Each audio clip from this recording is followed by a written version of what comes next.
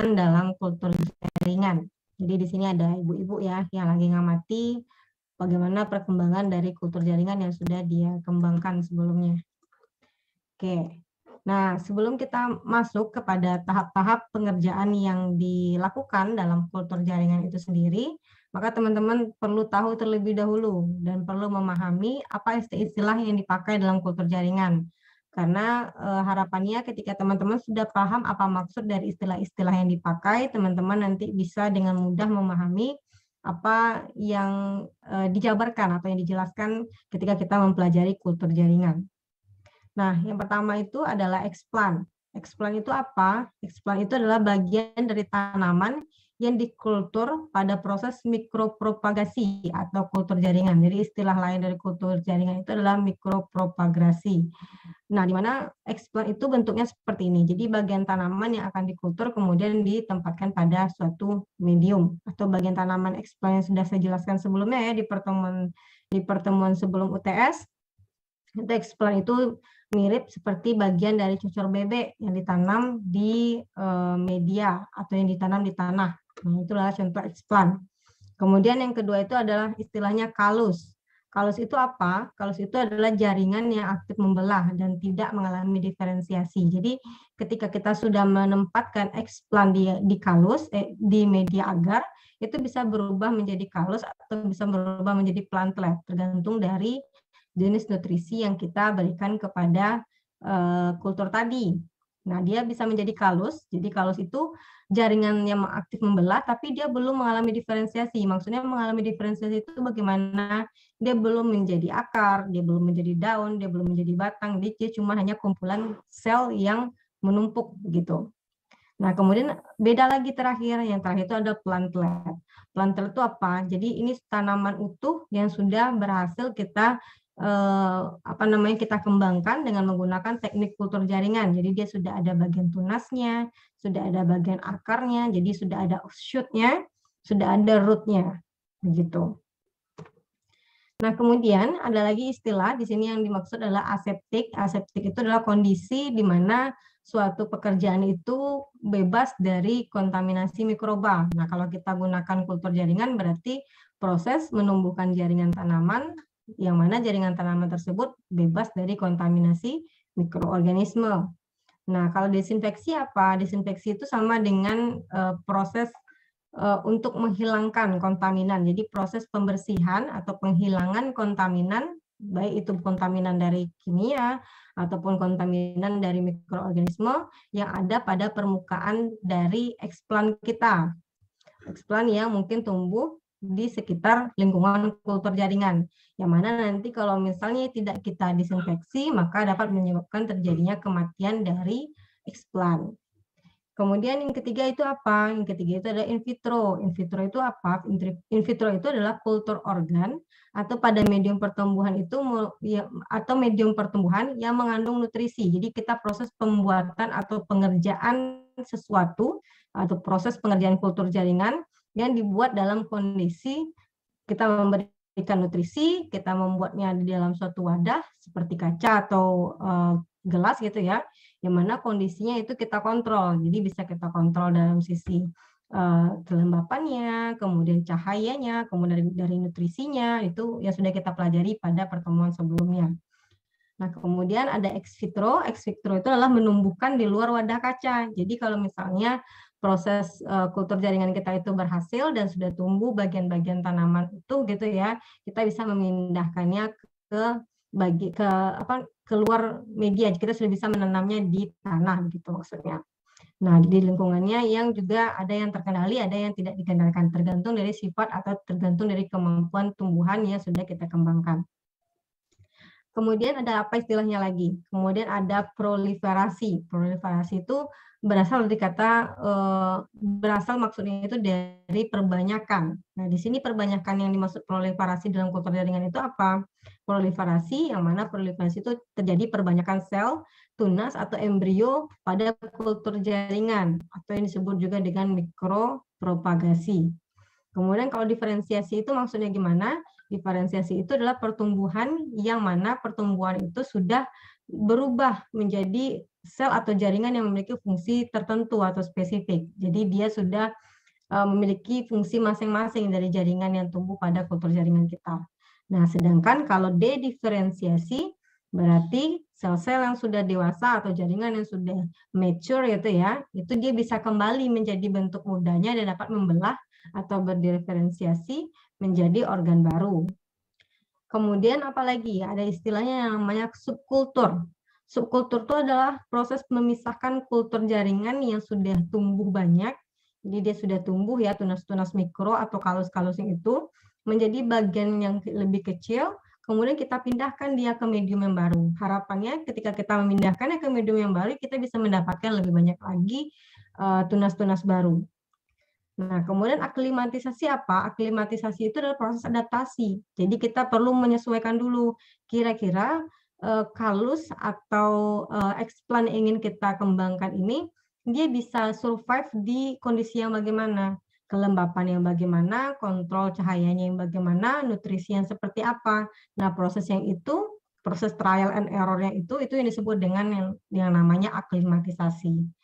Nah, kemudian yang selanjutnya itu ada tunas adventif. Jadi tunas adventif itu adalah tunas yang muncul dari tempat yang tidak seharusnya. Jadi kalau tunas itu kan seharusnya muncul itu dari batang gitu ya, dari pucuk gitu.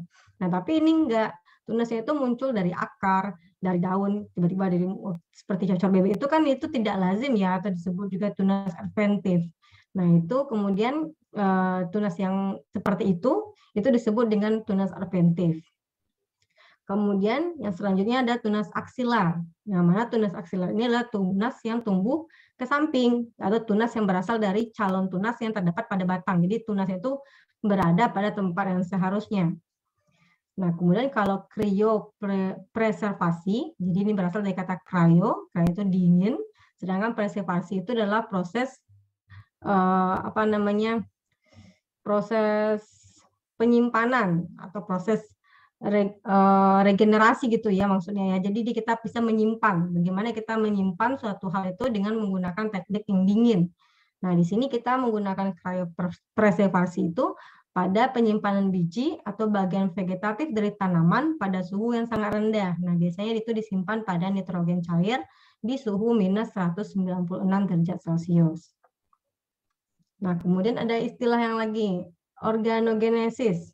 Organogenesis berasal dari kata organ dan genesis. Organ itu ya seperti kita tahu ada tunas, akar, batang, dan lain sebagainya. Sedangkan genesis itu adalah proses terbentuknya. Jadi organogenesis adalah proses terbentuknya suatu organ. Sedangkan embriogenesis berarti proses terbentuknya suatu embrio.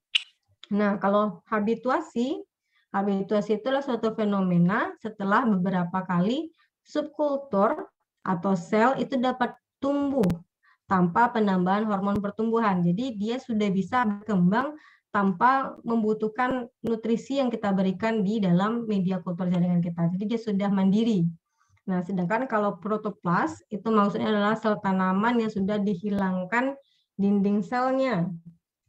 Nah, yang terakhir yaitu adalah rejuvenasi.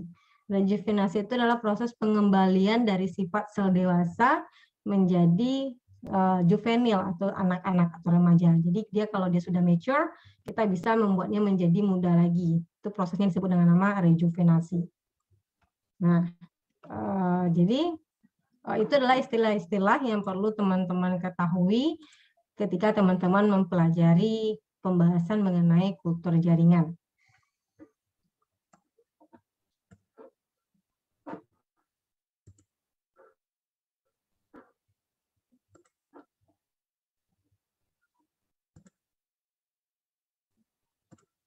Oke, penjelasan saya apakah terlalu cepat?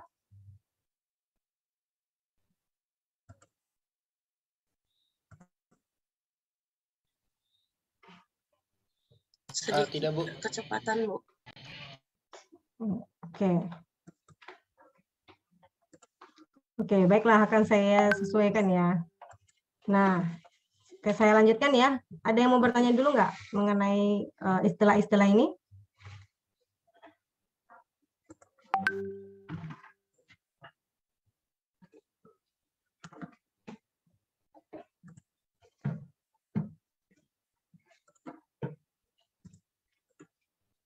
Oke, Oke, kalau tidak ada, saya lanjutkan.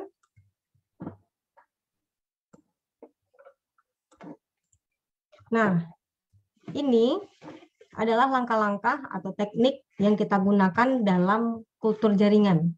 Nah, biasanya banyak ya bagian tanaman yang bisa kita kembangkan dengan teknik kultur jaringan. Ada wortel itu kan bagian umbi ya. Kemudian ada stroberi, ada cocor bebek, ada juga kelapa sawit juga banyak ya, karena teman-teman juga sudah menjabarkan sebelumnya itu mengenai jurnal kultur jaringan. Jadi setidaknya teman-teman sudah mendapatkan gambaran kira-kira apa saja tanaman yang bisa kita kembangkan dengan teknik kultur jaringan ini. Nah, untuk teknik kultur jaringan, langkah-langkah yang perlu kita lakukan itu, yang pertama kita harus mengambil dulu apa explant yang ingin kita tanam atau yang ingin kita kembangkan. Nah, kalau di sini dari wortel ini dia mengambil bagian dari umbi ini. Jadi dia ngambil bagian sel yang di sini, kemudian dia tempatkan di cawan petri yang sudah mengandung media pertumbuhannya.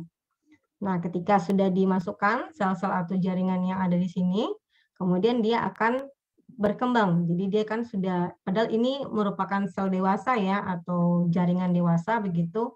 Ketika kita tempatkan dia di medium, maka ternyata dia punya kemampuan atau potensi untuk berkembang menjadi makhluk hidup baru. Nah, jadi ketika kita berikan nutrisi yang sesuai, kita kontrol kita kontrol kehidupannya, maka dia bisa mendapatkan bentuk atau mengalami diferensiasi menjadi bentuk tanaman yang utuh.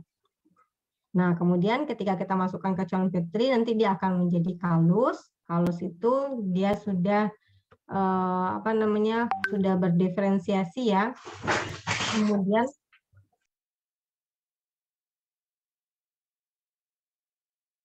Kemudian setelah dia menjadi kalus, dia juga kita pindahkan lagi ke medium baru. Nah, nanti akan tumbuh di medium baru itu, kita sudah berikan hormon-hormon pertumbuhan, auksin, gibberellin, yang sudah kita pelajari itu ya. Kemudian nanti akan tumbuh akar dalam waktu sekitar 4-8 minggu.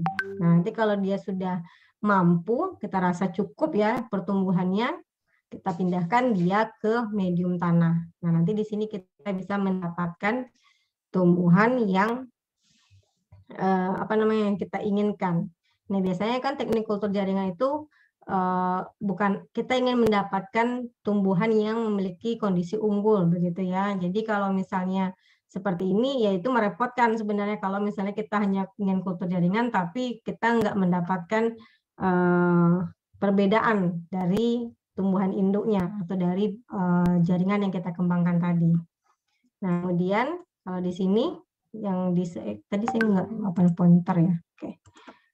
Kemudian kalau yang di sebelah sini, ini ada istilah-istilahnya. Jadi ada explant, kemudian explant itu ditempatkan dalam suatu media nutrisi, nanti akan seleksi, kemudian nanti menjadi embryoid. Setelah itu dia menjadi embrio, dan terakhir dia menjadi plantlet, baru kita berikan ke medium tanah setelah dia memiliki organ yang sempurna, baik itu dari akarnya, dari batangnya, dari daunnya, pucuknya, dan organnya itu sudah tumbuh semua. Nah, kemudian kita masuk ke tahap pekerjaan dalam kultur jaringan. Jadi sebenarnya teman-teman ada 3 tahap pekerjaan sampai kita bisa mendapatkan atau menanam kultur, atau yang disebut juga dengan kultur establishment. Di mana yang pertama itu, yang perlu kita lakukan itu adalah isolasi.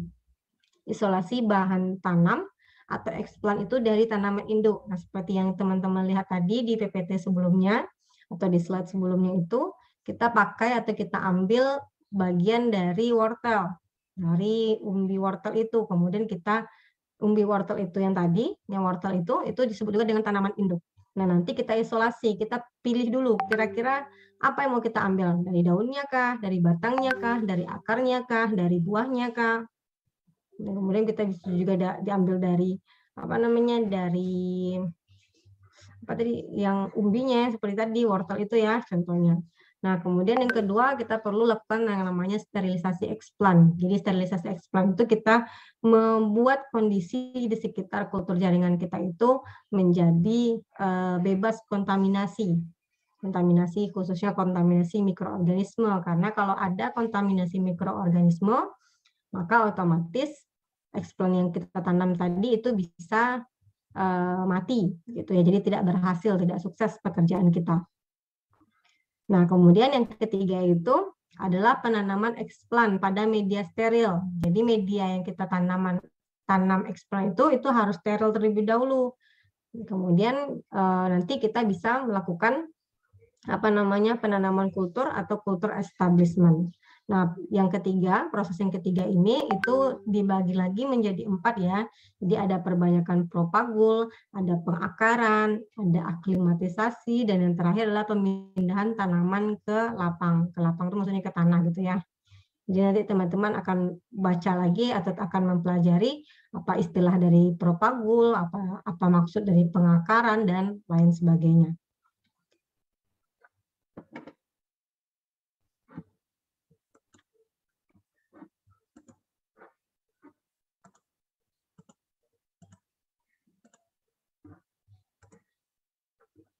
Oke, kita lanjutkan. Nah, masuk ke yang pertama, tahapnya. Tahap yang pertama itu disebut juga dengan tahap isolasi bahan tanaman atau bahan tumbuhan yang ingin kita jadikan sebagai eksplan. Nah, yang pertama ini contohnya saya berikan contoh itu adalah dari tanaman induk stroberi. Jadi stroberi itu bisa dikembangkan secara teknik kultur jaringan, di mana tanaman induk stroberi yang digunakan sebagai sumber eksplan. Nah, di sini bagian yang kita ambil itu atau yang diambil oleh peneliti adalah bagian daun muda dari stroberi. Nah, di sini ada yang pertama, teman-teman bisa lihat ya, yang bagian pertama itu tanaman induk stroberi, kemudian kita ambil bagian dari tumbuhan atau bagian daunnya yang bagian pucuk ya. Jadi ini teman-teman bisa lihat daunnya itu masih agak muda gitu ya, masih tidak masih hijau muda, bukan seperti yang di sebelahnya yang udah tua dan kasar gitu. Sedangkan ini masih kayak halus gitu. Jadi diambillah eksplannya dari daun ini, kemudian nanti akan dikembangkan lebih lanjut.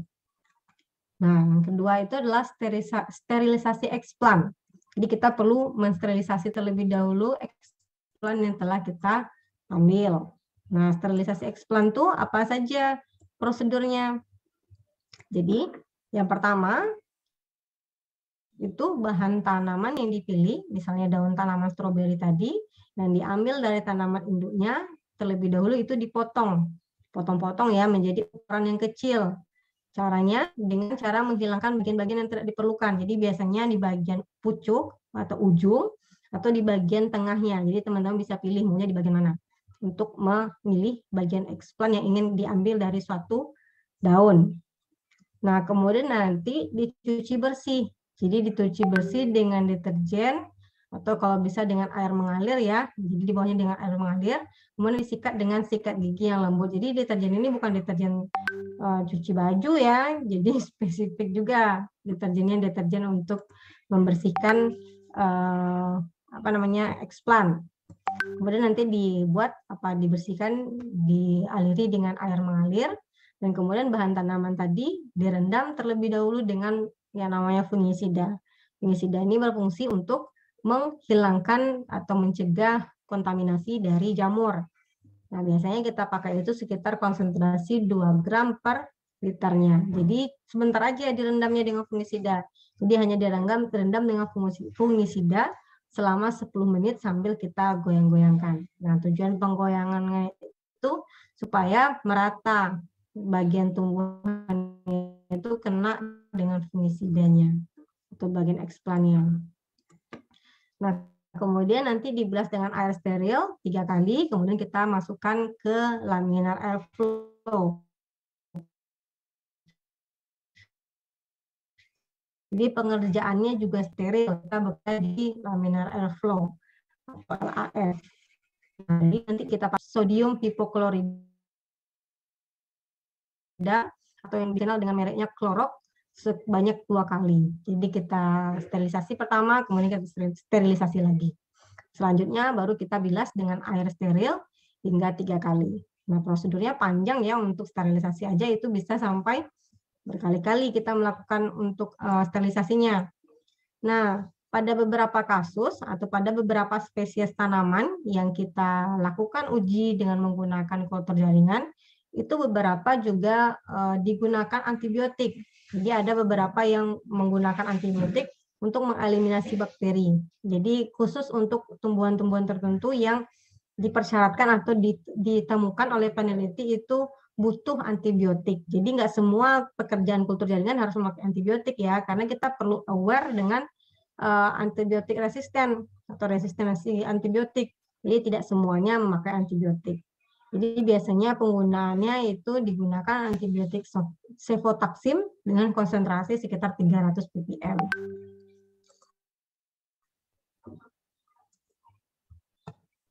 Oke, selanjutnya itu adalah sterilisasi eksplan. Jadi sterilisasi eksplan itu prosedurnya yang lebih singkat itu seperti ini. Jadi nanti ada biji atau bagian dari eksplan tadi itu ditambahkan ke dalam cawan petri. Nah, setelah itu kita berikan suatu antiseptik atau bahan kimia sterilisasi ditambahkan ke cawan petri tadi. Nah, pastikan bahwa larutan ini benar-benar telah mengisi seluruh permukaan dari cawan petri. Jadi cawan petri itu sudah tertutup dengan klorok tadi atau dengan antiseptik atau bahan yang digunakan untuk mensterilisasi.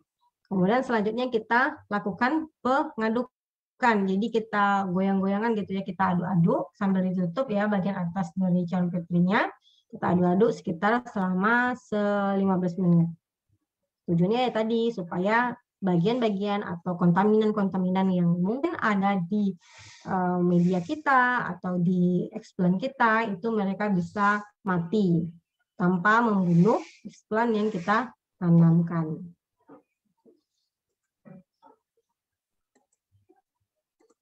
Oke, kemudian yang selanjutnya itu adalah hal-hal yang perlu teman-teman perhatikan. Jadi hal yang perlu diperhatikan dalam sterilisasi permukaan bahan eksplan adalah konsentrasi sterilan.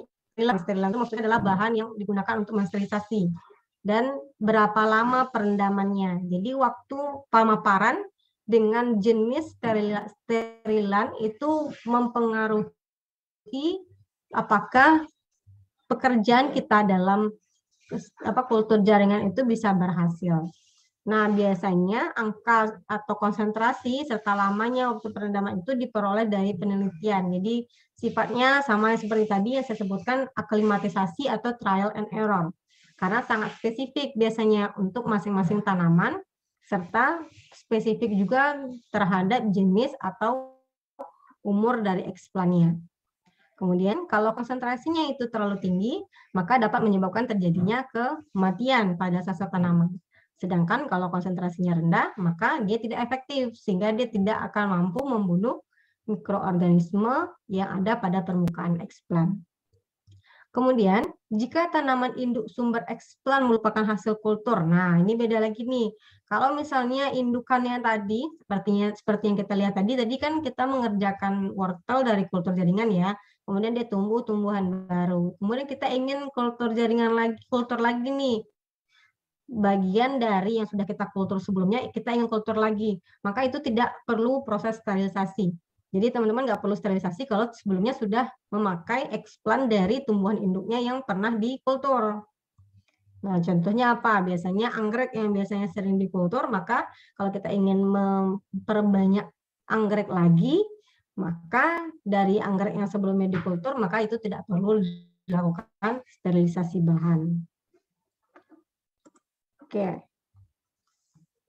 Nah, yang ketiga yaitu prosedur yang disebut dengan penanaman eksplan. Jadi kita tanam eksplan yang sudah kita sterilisasi, yang sudah kita ambil tadi, kita tanam pada suatu medium. Nah, mediumnya sudah kita pelajari apa bahan-bahannya di pertemuan sebelumnya. Jadi saya tidak bahas lagi tidak saya bahas lagi secara spesifik ya apa bahan-bahan atau kandungan dari media tersebut. Jadi kita bahas secara garis besarnya saja. Nah, explant yang sudah steril tadi, selanjutnya kita potong. Jadi tadi itu kan belum dipotong ya, menjadi bagian-bagian lebih kecil. Jadi sekarang kita potong menjadi bagian lebih kecil, menjadi pangkal dan ujung daun. Kemudian nanti kita tanam pada media steril yang sudah disiapkan. Nah, teman-teman harus menyadari ya bahwasanya pengerjaan kultur jaringan ini tidak dilakukan satu aja gitu. Kita tidak hanya mengambil satu potongan kecil kemudian kita tanam di satu cawan petri atau di satu medium saja, tapi kita perlu mencoba banyak. Jadi misalnya kita buat 10, 20, bahkan bisa sampai 50 tergantung dari bagaimana kita punya tempatnya. Nah, itu harus dipastikan atau itu harus dikerjakan. Jadi bisa saja di bagian ujung daunnya, di bagian tengahnya, di bagian sampingnya, di bagian daun selanjutnya, begitu ya. Jadi dicoba di banyak media. Kemudian media tanam yang digunakan itu mengandung zat pengatur tumbuh tertentu yang kemudian tergantung dari tujuan kultur kita. Kita ingin menumbuhkan akar, apa kombinasi dari hormon yang kita perlukan. Seperti yang sudah dijabarkan ya, jadi teman-teman silakan lihat lagi PPT sebelumnya. Kemudian kalau kita ingin menumbuhkan tunas, apa kombinasi yang perlu kita berikan? Atau kita ingin menumbuhkan kalus, apa kombinasinya? Nah, itu perlu kita perhatikan sebagai peneliti yang ingin bekerja dengan menggunakan teknik kultur jaringan. Nah, di sini ada yang disebutkan ya, satu contoh. Kalau kita menginginkan pembentukan kalus, maka bahan eksplan ditanam pada media induksi kalus, misalnya dengan 2,4 diklorofenoksiasetik acid. Kemudian tujuannya untuk induksi tunas, maka kita perlu menambahkan hormon sitokinin atau giberelin. Nah, ini adalah contoh ya penanaman eksplan. Jadi tadi daun stroberi. Nah, daun stroberi tadi kita potong, kita tempatkan langsung di atas medium. Mediumnya sudah kita berikan zat pengatur tumbuh, jadi nanti dia akan berkembang atau akan menginduksi terbentuknya. Karena kita berikan di sini adalah giberelin dengan konsentrasi 5 ppm. Kemudian sawit ya, jadi agak besar gitu ya, tergantung kebutuhannya. Karena ini dia sepertinya di zoom, makanya kelihatan besar. Tapi kalau misalnya kita lihat dari ini kan dia pakai tabung reaksi ya untuk pengerjaannya. Jadi di sini ukurannya sekitar 0,5 cm. Jadi eksplan berupa rambut kelapa sawit dari bagian kelapa sawitnya gitu ya, di bagian tunasnya itu ditanam pada media MS dengan pemberian hormon tadi 2,4 2,4 di klorofenoksiasetik acid. Nah, dia yang nanti akan menginduksi pertumbuhan kalus. Oke. Nah, jadi yang perlu diperhatikan lagi, kondisi aseptik itu harus selalu dijaga selama proses penanaman, baik itu di ruang tanam, pekerjaan, dan juga alat-alat yang kita gunakan. Kemudian, suksesnya pekerjaan kultur jaringan sangat dipengaruhi oleh kemampuan pekerja dalam menjaga kondisi aseptik. Jadi peralatannya, bagian kukunya, kemudian bajunya, maskernya, penutup kepalanya, dan ruangannya itu benar-benar harus sangat dijaga. Karena pekerjaan atau teknik pekerjaan dengan menggunakan kultur jaringan itu sangat rentan untuk untuk terjadinya kontaminasi atau kegagalannya itu cukup besar karena masalah-masalah seperti tidak sterilnya atau tidak cakepnya suatu pekerja ketika melakukan pengerjaan dengan menggunakan teknik kultur jaringan.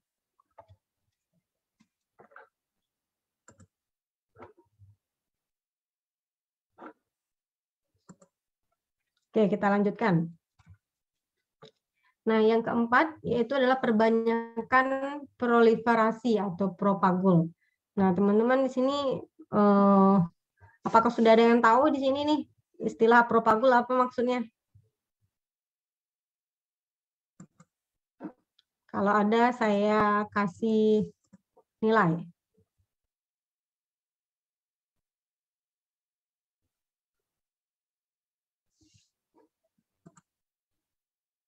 Oke, saya lanjutkan ya, saya lanjutkan saja.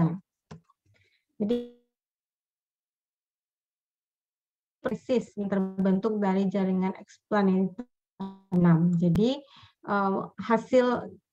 eksplan yang kita tanam itu dia akan mengalami perubahan atau diferensiasi menjadi bentuk-bentuk yang kita butuhkan. Seperti ada tadi daun, kemudian ada batang, kemudian ada pucuk.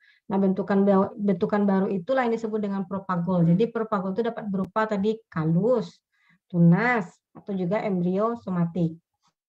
Nah, proliferasi tersebut dapat dilakukan dengan melakukan subkultur ke medium baru. Jadi setelah kita tadi tanamkan explant ke medium, kemudian kalau dia sudah tumbuh dalam bentuk kalus atau dalam bentuk-bentuk yang sudah mulai ada perubahan gitu ya, kita pindahkan dia ke medium baru. Harapannya kenapa? Harapannya ketika nanti medium yang lama itu sudah terkontaminasi atau ketika nutrisinya sudah habis, kita sudah bisa memberikan asupan nutrisi yang cukup bagi explant yang kita tanam tadi. Kemudian selanjutnya proliferasi embriosomatik dilakukan dengan subkultur pada media tanpa hormon setelah sebelumnya diinisiasi dengan pembentukannya dengan menggunakan 2,4 asetik hasid tadi. Oke. Nah, di sini teman-teman bisa lihat ya, perbanyakan proliferasi dari propagol. Jadi gambar proliferasi ini dia sudah banyak ya.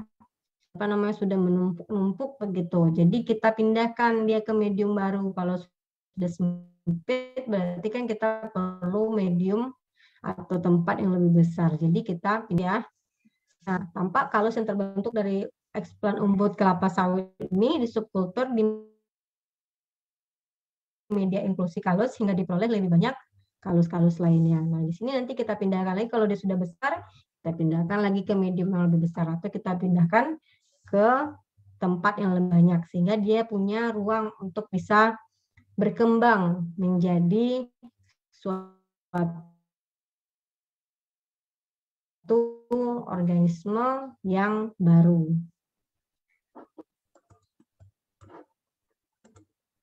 Nah,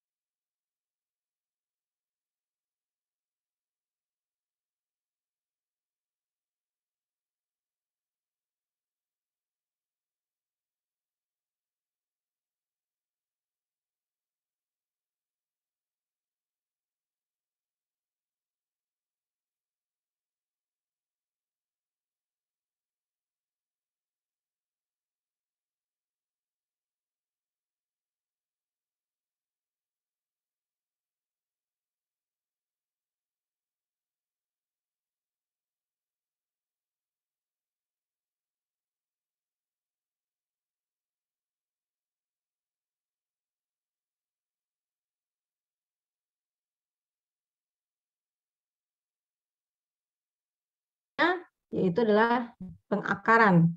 Jadi tadi kita udah lihat yang mediumnya, apa yang mereka perlukan ya. Jadi sekarang kita lanjutkan ke proses pengakaran.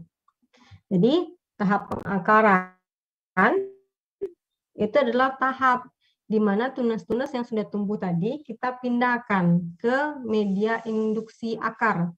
Agar terbentuk plant ingin menumbuhkan akar, maka kita perlu sesuaikan lagi hormonnya. Hormon apa yang perlu kita sesuaikan. Jadi ada beberapa tahap proses yang dilakukan ketika kita ingin mengembangkan suatu kultur jaringan kita atau explant kita. Jadi pertama kita kembangkan dulu kalus.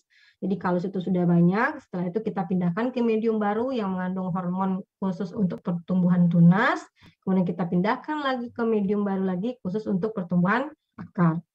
Nah, begitu. Jadi prosesnya cukup panjang begitu ya. Nah, pengakaran itu dapat dilakukan secara in vitro di laboratorium atau secara ex vitro di luar laboratorium.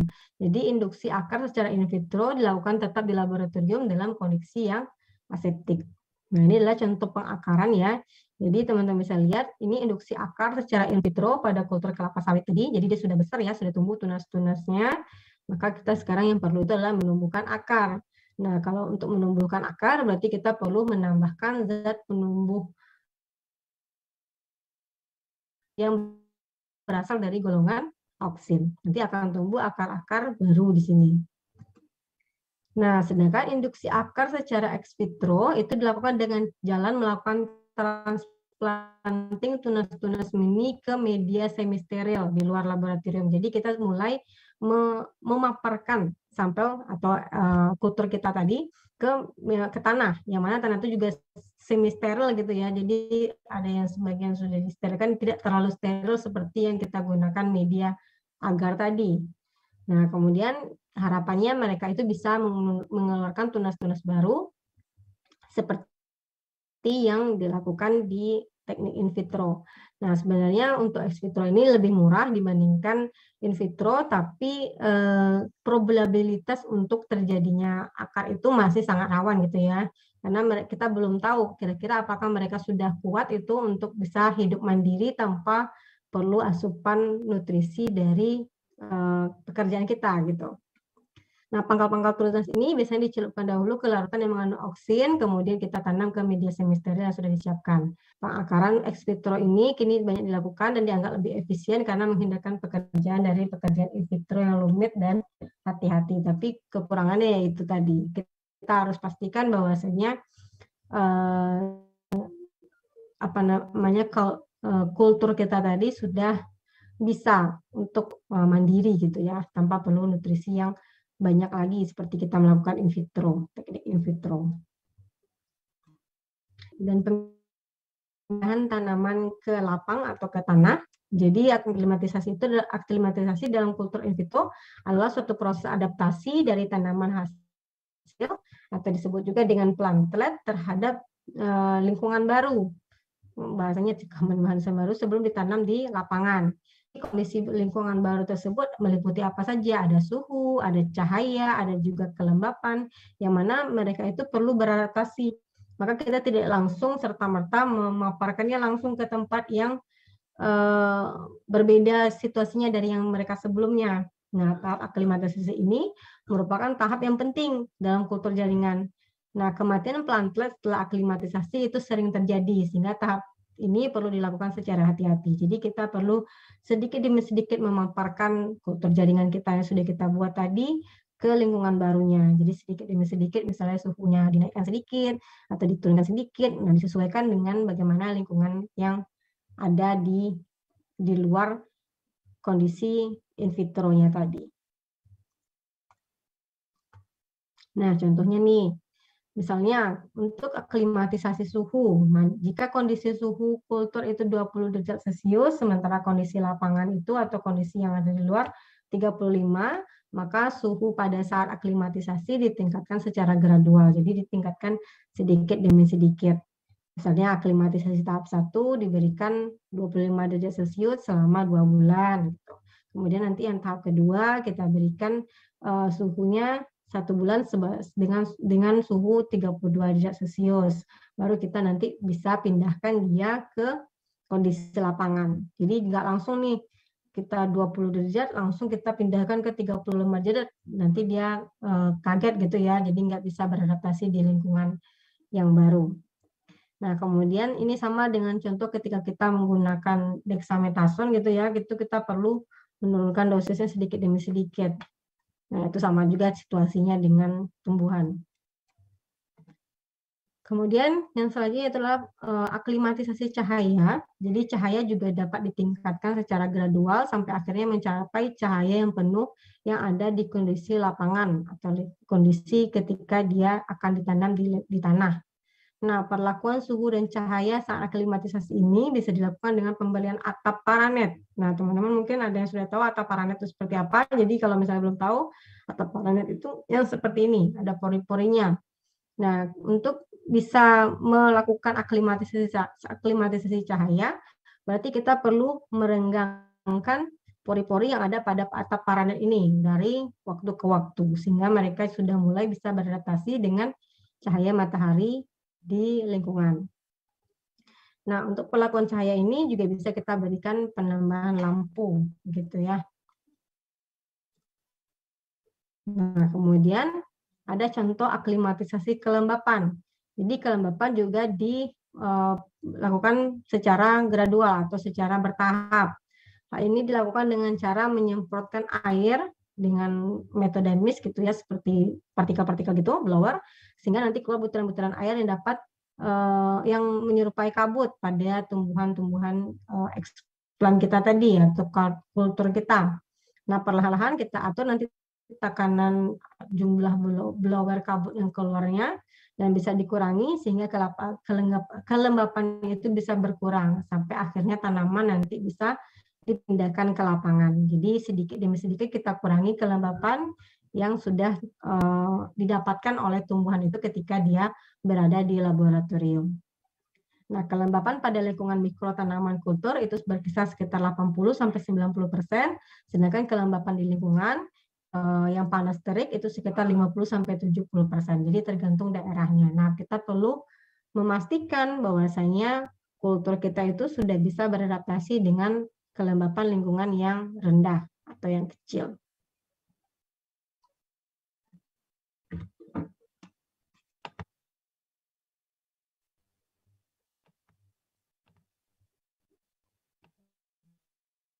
Nah, kemudian, ini adalah contoh aklimatisasi bibit kelapa sawit yang telah dikultur tadi.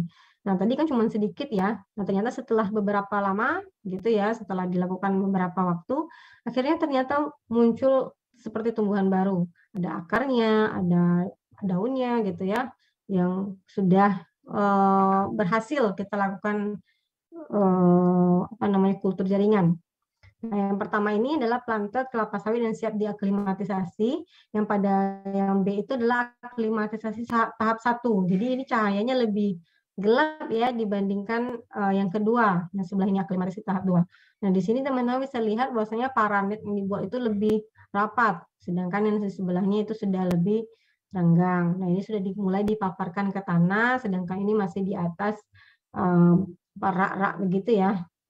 Nah, kemudian ini kelapa sawit yang hasil kultur jaringan saat aklimatisasi. Jadi pada tahap 2 tampak tanaman yang sudah ditransplanting ke polybag. Jadi tadi kan sudah kita lihat di sini kan masih di kaca ya, masih di gelas kaca. Kemudian mereka sudah dipindahkan ke polybag atau pot yang lebih besar agar pertumbuhannya juga menjadi lebih cepat. Kan nanti dia di sini mendapatkan unsur hara yang sesuai dengan ukuran dan umur pertumbuhannya.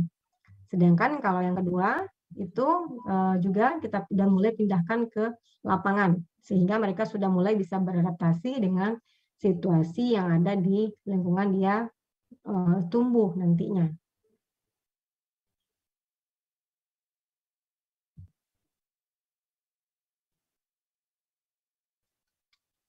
Nah, jadi ini adalah tahapan-tahapannya. Jadi eksplan diambil, kemudian dipotong bagiannya, kemudian kita sterilisasi. Jadi sterilisasi itu nggak hanya pakai yang tadi aja ya bahan-bahannya, nanti ada juga alkohol atau NaOCl 5%.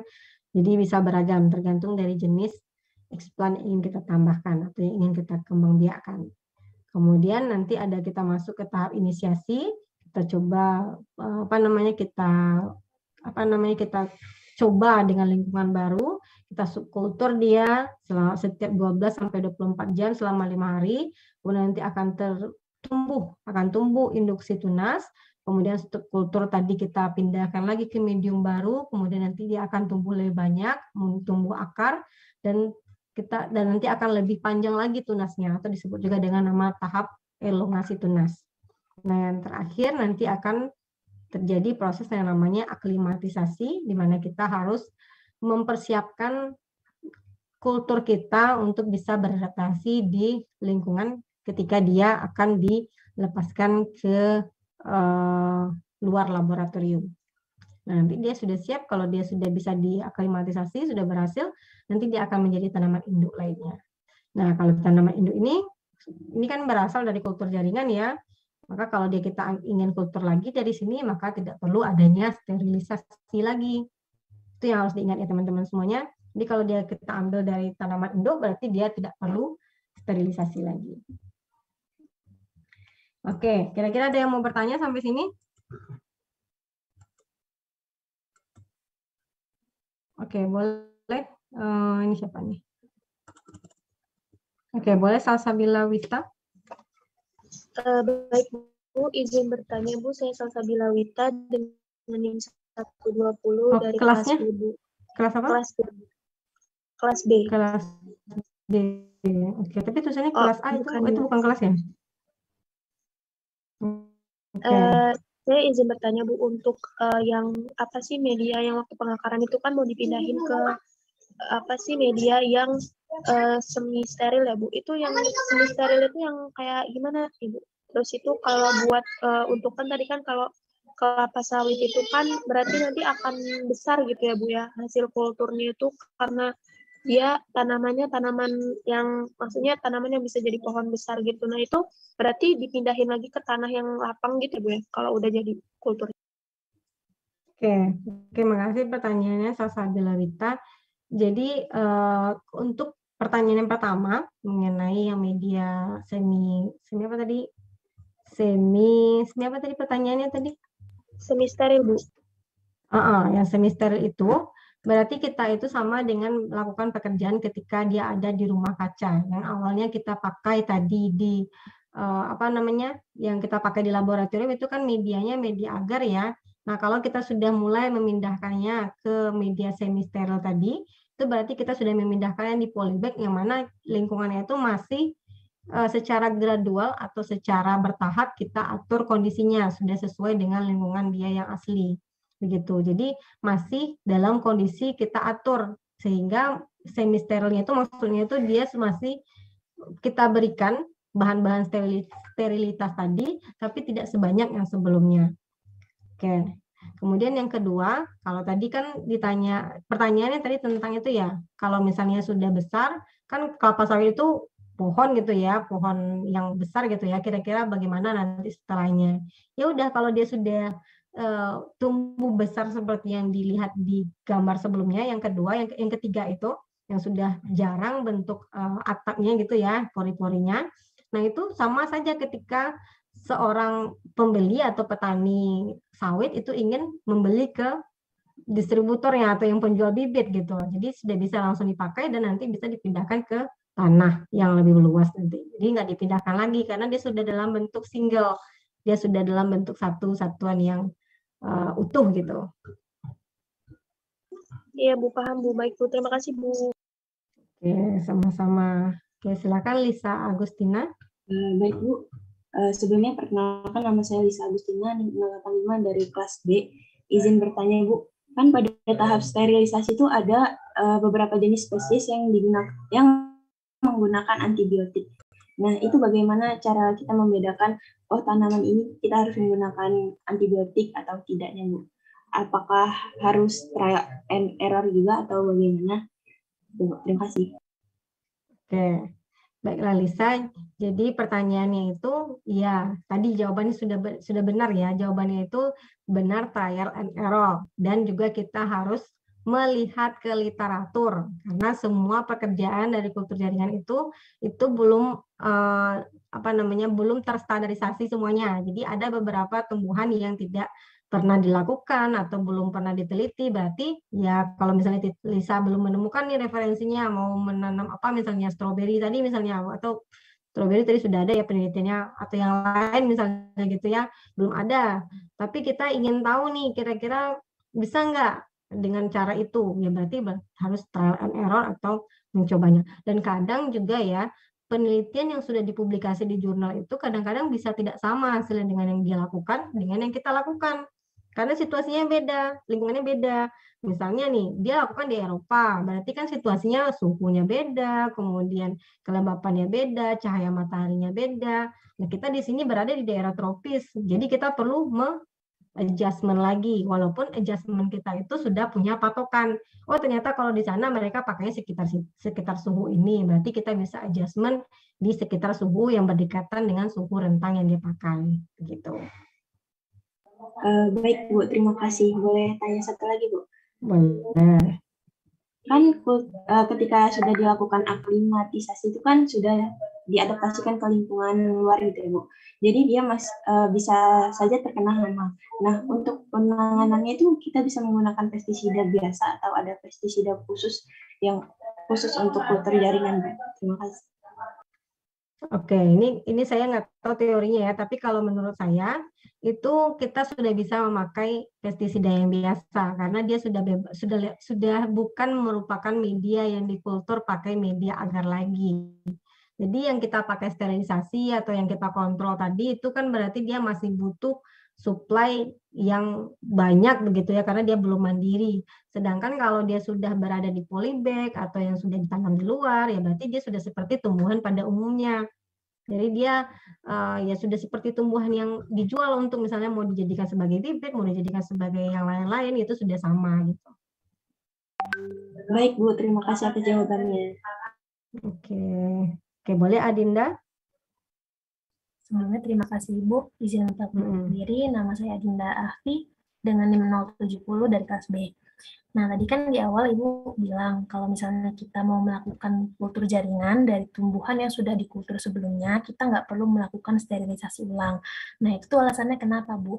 Apa nggak ada kemungkinan selama si tumbuhan induk yang hasil dari kultur itu nggak ada kemungkinan tercemar gitu, Bu?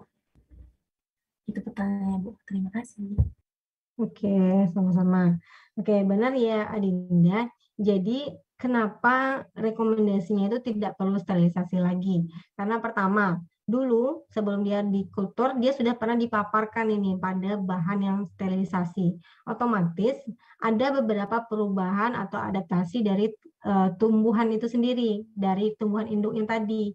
Jadi dia sudah memiliki adaptasi terhadap situasi yang mungkin menyebabkan permasalahan pada dirinya. Nah, otomatis karena dia sudah punya mekanisme adaptasi tadi, maka kemungkinan kecil mereka bisa terpapar lagi dengan mikroorganisme yang ada di sekitarnya. Nah, kemudian kalau Adinda nanya, kira-kira mungkin nggak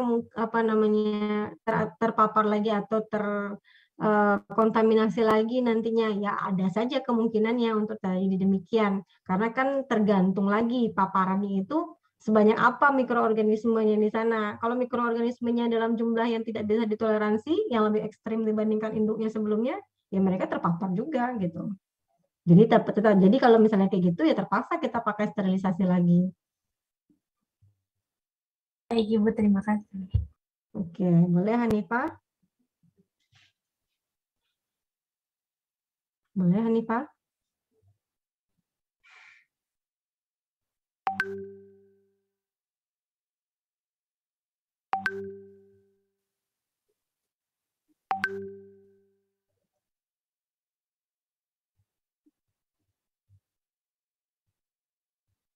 Hanifah mau bertanya? Hanifah dia?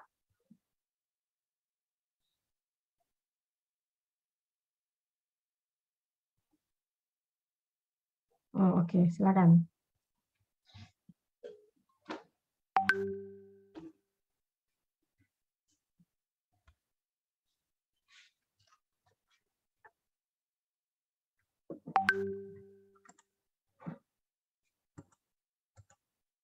Ujian kultur jaringan UTS hari Sabtu ya? Oke, jam berapa ya ujiannya? Jam 3, Ibu. Jam 3, oke. Saya belum bikin soalnya.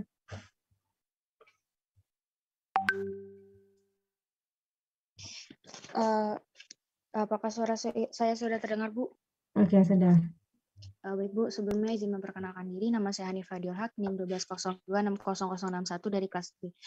Saya masih belum paham, Bu, untuk mengenai yang pengakaran secara ex vitro. Ini kan kalau yang ex vitro ini kan dia di luar dari dilakukannya di luar dari laboratorium di media yang semi steril.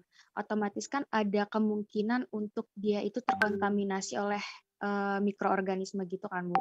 Nah, berarti itu dia lebih harus apa ya, Bu, aware gitu nggak sih, Bu, penanganannya? Karena kan dia bisa dibilang harus lebih sering dilihat atau diperhatikan gitu, Bu, agar dia tidak terkontaminasi. Itu sih, Bu, yang ingin saya tanyakan. Terima kasih, Bu. Oke, Hanifah kelas apa tadi Hanifah? Kelas B, Bu. NIM-nya 061 ya? NIM belakangnya. Kelas B, Bu. Iya, NIM-nya. NIM belakang 061.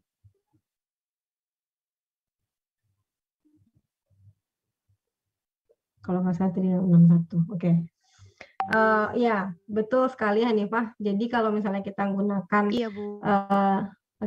Kalau kita menggunakan teknik kultur jaringan untuk pengakaran tadi dengan metode yang semi steril gitu ya, berarti memang harus diperhatikan dulu. Jadi kita sebagai peneliti itu ketika kita ingin melakukan proses tahap demi tahapnya itu kita sudah melihat kira-kira tumbuhan kita ini sudah bisa enggak dia dilepaskan ke lingkungan. Nah, itu yang pertama. Terus yang kedua, ketika kita melakukan semi steril tadi itu bukan serta-merta langsung dilepaskan seperti yang tampak pada gambar tadi ya, yang sudah langsung ditempatkan di tanah. Kita letakkan dulu secara bertahap. Misalnya ditempatkan tadi pada rumah kaca. Di mana rumah kaca itu ya terkontrol juga karena sifatnya tadi semi steril, berarti lingkungan yang di rumah kaca itu juga semi steril, di mana dia juga diberikanlah agen-agen yang bisa digunakan sebagai sterilisasi secara lingkungannya, tapi tidak sebanyak ketika dia menggunakan media agar. Jadi kita masih mengkontrol sterilisasinya. Nah, setelah itu baru kita ulang atau kita lakukan adaptasi atau aklimatisasi secara bertahap dan baru kita bisa lepaskan dia ke tanah gitu.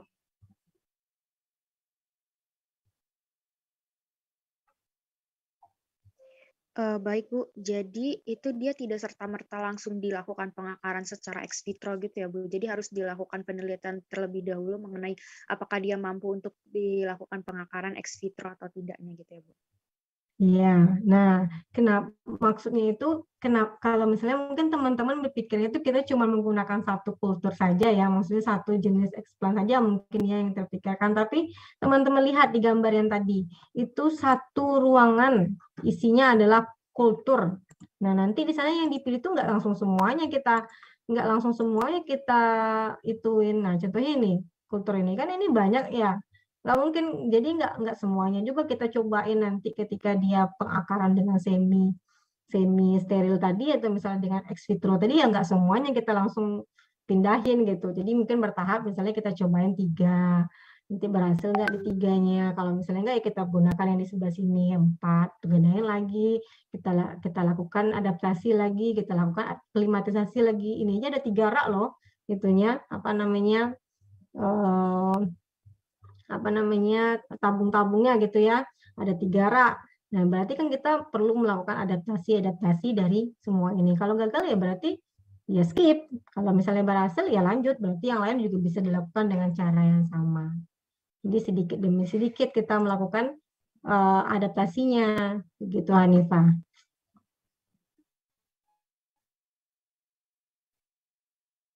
Baik Bu, sudah. Oke, ada yang mau bertanya?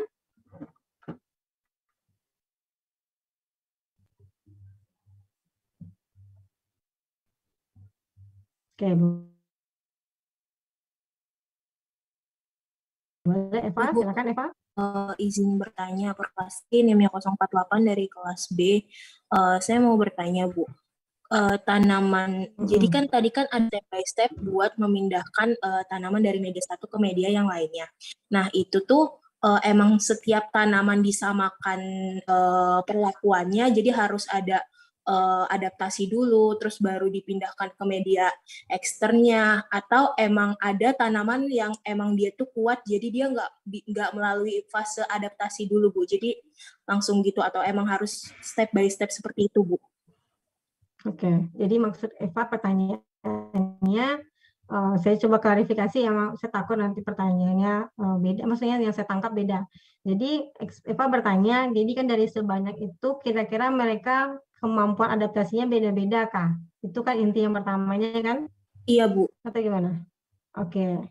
Nah, kalau misalnya nih kita sudah dari awal itu prosesnya sama semuanya, itu biasanya sebagian besar ya, bukan semuanya, sebagian besar itu punya sifat yang sama biasanya. Mereka punya karakteristik yang sama.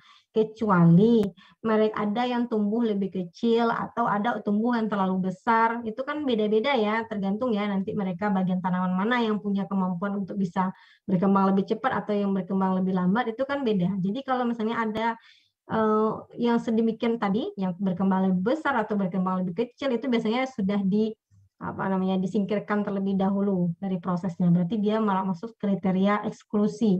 Jadi dia tidak diinkludkan dalam penelitian kita. Biasanya yang kita pakai itu mereka yang pertumbuhannya seragam biasanya. Jadi otomatis mereka biasanya punya kemampuan yang sama antara satu dengan yang lain. Jadi bisa kita pakai percobaan nanti. Oh, ternyata ketika kita coba di sini berhasil untuk ex vitro gitu ya untuk melakukan pengakarannya, berarti bisa kita pakai yang lain-lainnya karena yang sudah yang exclude tadi, yang tidak masuk dalam kriteria eksklusi tadi itu tidak kita masukkan lagi. Kita pakai mereka yang seragam karakteristiknya. Berarti Bu, kalau ada tanaman yang dari bagian tanaman itu yang tumbuhnya lebih kuat dan lebih besar itu nggak bisa dilanjutkan ke tahap selanjutnya. Ya, kalau jumlahnya sedikit ya berarti nggak bisa. Kalau misalnya mau kita pakai nanti, misalnya jumlahnya hanya 2 misalnya ya, ternyata proses kita masih panjang nih yang selanjutnya. Nanti kita mau ngambil dari yang mana? Ya nggak bisa, berarti kan kita pakai yang populasi yang terbesar begitu. Baik Bu, terima kasih. Oke. Oke, ada yang mau bertanya lagi?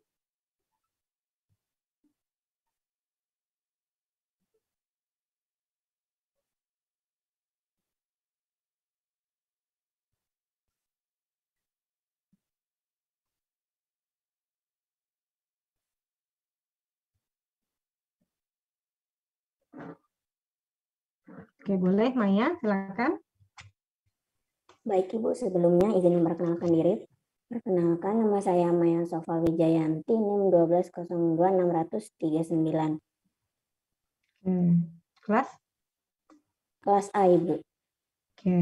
Sebelumnya izin bertanya Bu, pada tahap inisiasi itu untuk menghindari pencoklatan tadi di bagian slide yang terakhir itu di subkultur setiap 12-24 jam selama 5 hari. Nah itu tuh maksudnya bagaimana ya Bu? Apakah di subkultur itu setiap setengah hari atau 1 hari itu biar tidak layu atau mati atau bagaimana ya Bu?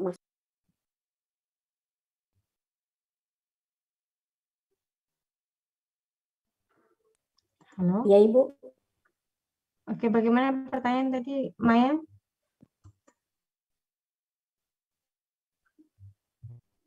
Baik Bu, tadi pada tahap inisiasi itu untuk menghindari pencoklatan di subkultur setiap 12-24 jam selama 5 hari ya Bu. Nah, maksud dari pencoklatan itu tuh diinisiasi setiap setengah hari atau 1 hari biar tidak layu atau mati atau bagaimana ya Bu? Oke, maksud dari pencoklatannya ya maksudnya ya, berarti ya Maya pertanyaannya. Iya Ibu.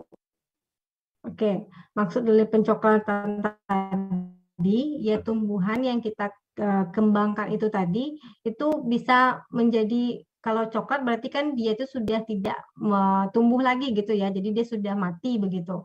Nah, supaya menghindari tadi itu biasanya terjadi ketika media atau tempat kita menumbuhkan kultur jaringan kita tadi itu sudah kehabisan dari nutrisi biasanya. Jadi ketika nutrisinya sudah habis dan mereka berebutan di dalam sana, jadi kan di dalam kultur itu atau di dalam cawan petri itu kan biasanya kita tempatkan banyak kalus-kalus ya atau banyak kultur-kultur di dalam sana, bagian-bagian tumbuhan eksplan tadi banyak. Nah, ketika dia sudah habis atau ketika sudah habis nutrisi yang ada di dalam sana, maka terjadi proses pencoklatan karena mereka tidak mampu lagi untuk mendapatkan nutrisi yang mereka perlukan. Nah, itulah kenapa tujuan kita untuk melakukan subkultur.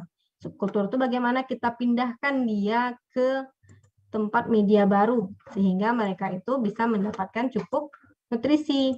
Nah, itu tujuan utamanya. Jadi kita bisa mendapatkan tumbuhan yang yang lebih sehat, yang lebih cukup nutrisinya, dan selain itu subkultur tadi juga bertujuan untuk menumbuhkan bagian tumbuhan yang ingin kita tumbuhkan.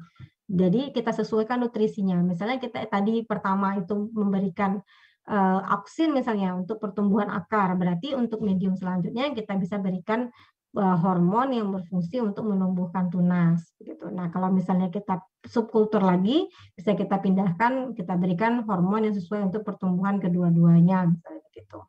Nah, itu tujuannya selain menambahkan nutrisi supaya mencegah dia terjadinya kecoklatan, dan yang kedua itu adalah proses untuk pertumbuhan dari organ-organ lainnya, organ-organ baik itu dari batang, baik itu dari bagian pucuk atau bagian akarnya. Kira-kira gimana, Maya? Jadi setiap setengah hari atau 1 hari itu di subkultur lagi gitu ya, Bu ya? Selama 5 hari gitu, Bu. Oke, ini tergantung tumbuhannya. Jadi yang di sini kan itu secara umum ya. Jadi yang ditampilkan di sini itu adalah bagian jurnal. Jadi jurnalnya juga tidak ada saya cantumkan ya. Saya juga ngambil dari itu namanya PPT sebelumnya, dari dosen sebelumnya. Jadi ini tidak ditambahkan dari mana tumbuhan resminya apa. Jadi itu tergantung, Maya, tergantung dari tumbuhannya, jenis tumbuhannya, Maya. Jadi kalau misalnya tumbuhan yang ini itu spesifik harus di subkultur setiap setengah hari atau setiap 1 hari selama 5 hari. Berarti memang ketika dia melakukan aklimatisasi atau penelitian sebelumnya, berarti dia masa dia mengalami pencoklatan itu ya dalam waktu yang singkat seperti itu. Tapi ada tumbuhan lain yang proses subkulturnya itu dilakukan dalam waktu yang lebih panjang dari waktu yang setengah hari atau dalam 1 hari tadi. Baik, Ibu, sudah jelas. Oke, silakan, Arnanda. Baik, terima kasih atas kesempatannya, Bu. Sebelumnya perkenalkan, nama saya Arnanda Evangelista dengan NIM 140 dari kelas A. Ibu izin bertanya, apabila kita ingin mengambil atau isolasi itu dari daun atau batang yang bergetah, dia menghasilkan getah gitu kan, Bu. Dan itu bagaimana kita untuk isolasi dan sterilisasinya? Apakah bahan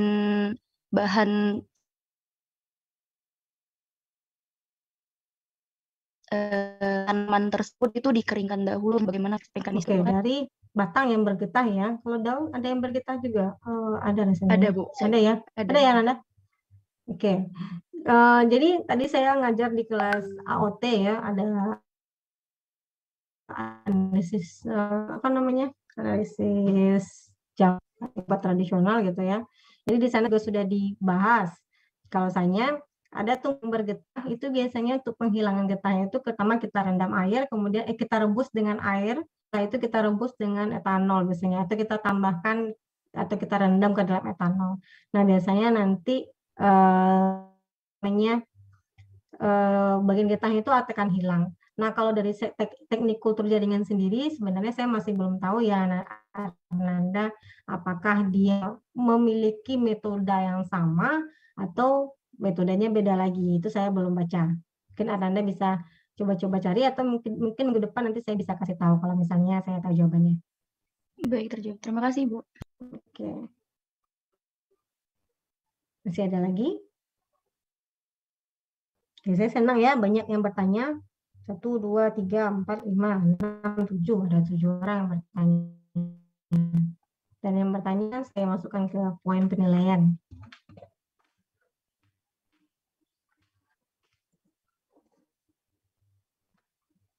Oke, saya kasih 1 kali kesempatan lagi sampai saya 24:05. Ada yang mau bertanya? Saya kasih 1 kesempatan lagi.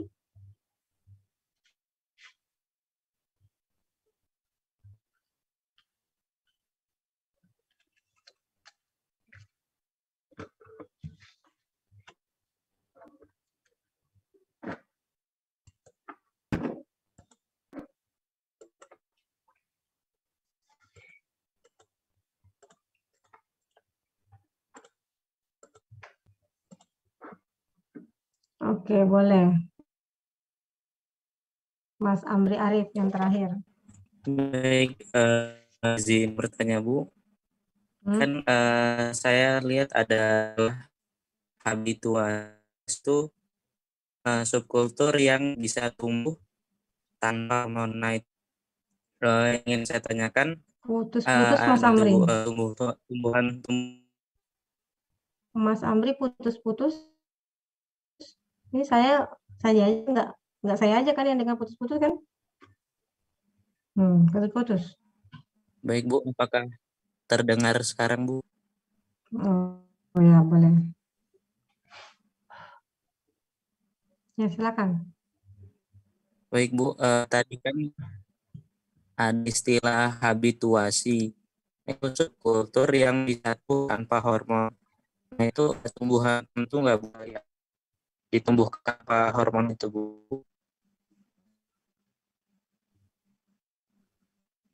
Halo? Iya, Mas Amri Arif, tadi yang saya tangkap itu kalau habituasi itu kayak gimana? Itu inti pertanyaannya ya.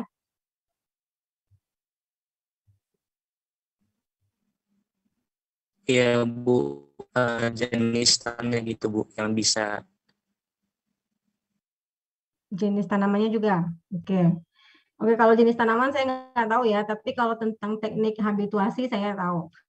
Nah, jadi kalau habituasi itu, jadi setelah kita melakukan beberapa kali subkultur, jadi setelah kita beberapa kali memindahkan kultur kita itu ke beberapa media, maka ketika dia sudah tumbuh bagian akar, sudah tumbuh bagian akar, sudah tumbuh bagian tunas, maka dia tidak perlu lagi. Jadi mereka akan berkembang sesuai dengan porsinya masing-masing. Maka di sini dikatakan dia tidak perlu lagi hormon pertumbuhan.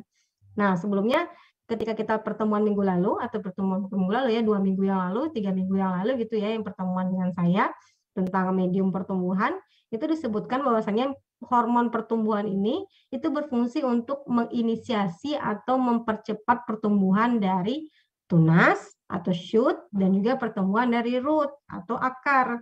Nah, kalau tadi seperti yang sudah saya sebutkan, pertama kita berikan hormon pertumbuhan kalus dulu. Jadi terbentuk jaringan-jaringan yang belum terdiferensiasi. Kemudian kita subkultur, kita pindahkan karena kalusnya itu kalau sudah besar, maka tidak akan muat lagi gitu ya di satu tempatnya. Nanti kita potong-potong, kita pisahkan satu persatu, kemudian kita berikan hormon pertumbuhan yang bisa menginisiasi terbentuknya tunas.